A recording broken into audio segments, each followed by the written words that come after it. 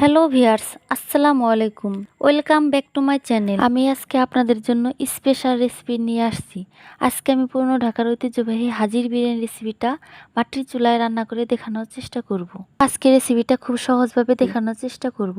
হাতের কাছে থাকা উপকরণ দিয়েই কিন্তু আমি ঢাকার ঐতিহ্যবাহী হাজির বিরিয়ানি শেয়ার করার চেষ্টা করেছি। স্বাদটা হাজির বিরিয়ানির মতোই হবে আশা করা যায়।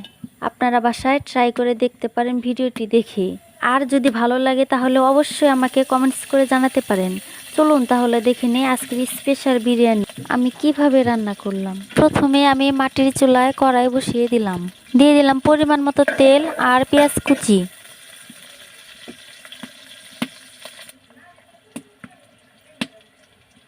দিয়ে দিলাম 1 চামচ পেঁয়াজ বাটা, 2 চামচ আদা রসুন বাটা। এখানে আমি আদা রসুন মিক্স করে বেটে নিয়েছি।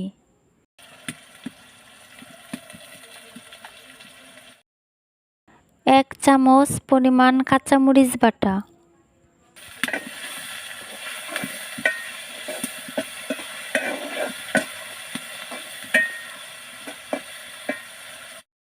দিয়ে দিলাম পরিমাণ মতো লবণ, 2টো তেজপাতা,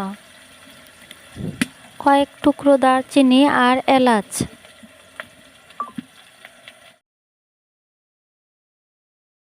1 চামচ গুঁড়া মরিচ,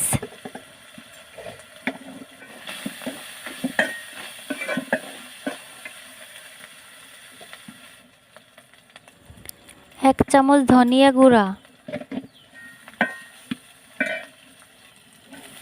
পরিমাণ মতো পানি দিয়ে মশলাটি কষিয়ে নিচ্ছি।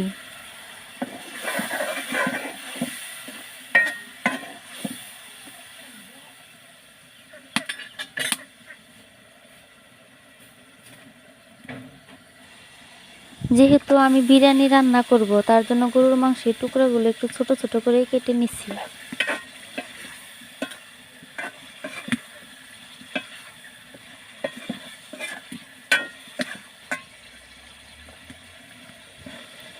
এখন দিয়ে দিব পরিমাণ মতো বিরিয়ানি রেডি মিক্স মশলা।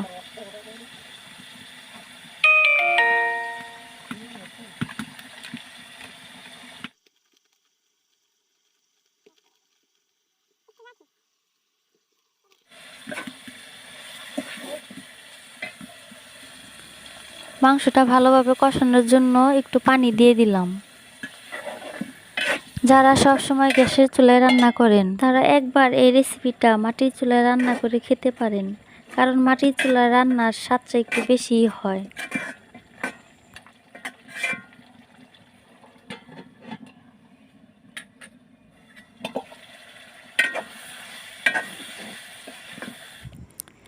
এখন আমি দিয়ে দিলাম 1 চামচ গুঁড়া করা গরম মশলা। দেখতে দেখতে মাংস কষানো শেষ, আমি এখন নামিয়ে নিলাম।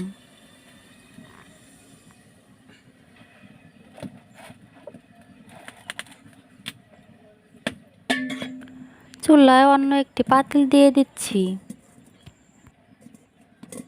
আমি পাতিলের তলাটা ছাই দিয়ে লেপ দিয়ে দিছি, যাতে পাতিলের তলা পরিষ্কার করতে সহজ হয়।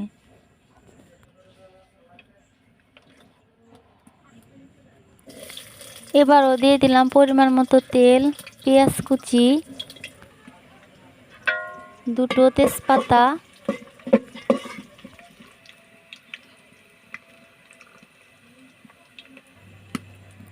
পেঁয়াজটা একটু তেলে ভেজে নিতে হবে। এরকম গোল্ডেন ব্রাউন কালার আসার পর পোলাওয়ের চাউল দিয়ে দিতে হবে। এখানে আমি পোলাওয়ের চাউল ধুয়ে পানি ঝরিয়ে নিয়েছি 20 মিনিটের মতো। এই পর্যায়ে চাউলগুলো ভালো করে ভেজে নিতে হবে। বিরিয়ানি রান্নাতে পোলাওয়ের চাউল যত ভাজা ভাজা হবে বিরিয়ানি তত ঝরঝরে হবে। চাউলগুলো আমি অনবরত নেড়ে যাচ্ছি।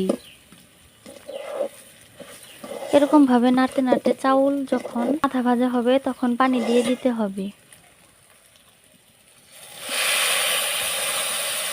এখানে 3 কাপ চাউলে 6 কাপ পরিমাণ পানি দিয়ে দিলাম। বিরিয়ানি রান্নার ক্ষেত্রে সবসময় যে পরিমাণ চাউল দেওয়া হয় তার ডাবল পরিমাণ পানি দিতে হবে। পরিমাণ মতো পানি দেওয়ার পর ঢাকনা দিয়ে ঢেকে দিচ্ছি।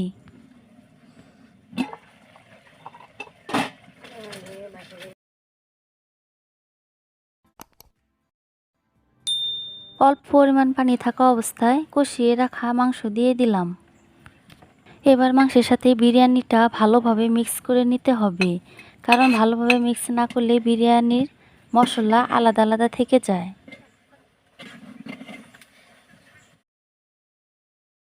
আমি বিরিয়ানিটা ভালোভাবে মিক্স করে নিচ্ছি।